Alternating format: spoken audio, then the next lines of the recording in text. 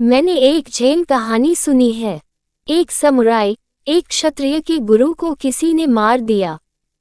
और जापान में ऐसी व्यवस्था है, अगर किसी का गुरु मार डाला जाए तो शिष्य का ये कर्तव्य है कि बदला ले, और जब तक वह मारने वाले को न मार दे तब तक चैन न ले। ये समुराई तो बड़े भयानक योद्धा होते हैं। गुरु को किसी ने मार डाला तो उसका जो शिष्य था वह तो सब कुछ छोड़कर बस इसी में लग गया। 2 साल बाद उसका पीछा करते करते एक जंगल में, एक गुफा में उसको पकड़ लिया।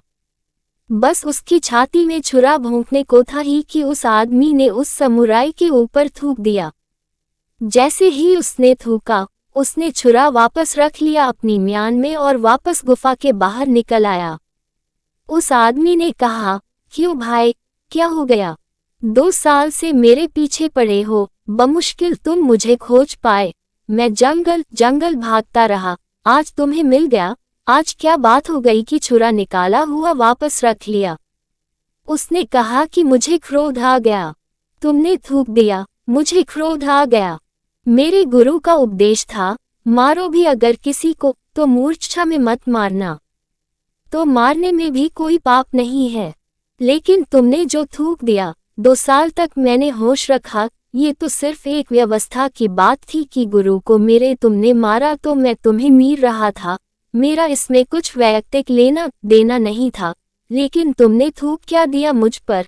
मैं भूल ही गया गुरु को और मेरे मन में भाव उठा कि मार डालूं इस आदमी को। इसने मेरे ऊपर थूका, मैं बीच में आ गया, मूर्छा आ गई। अहंकार बीच में आ गया, मूर्छा आ गई।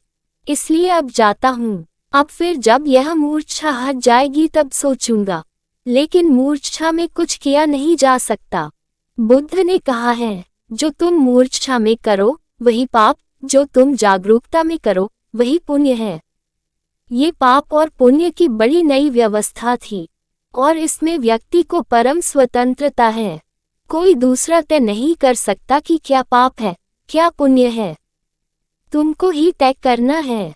बुद्ध ने व्यक्ति को परम गरिमा दी। ईश्वर के मार्ग पर जब कोई एक कदम बढ़ाता है तो ईश्वर उसे थामने के लिए 100 कदम आगे बढ़ाते हैं।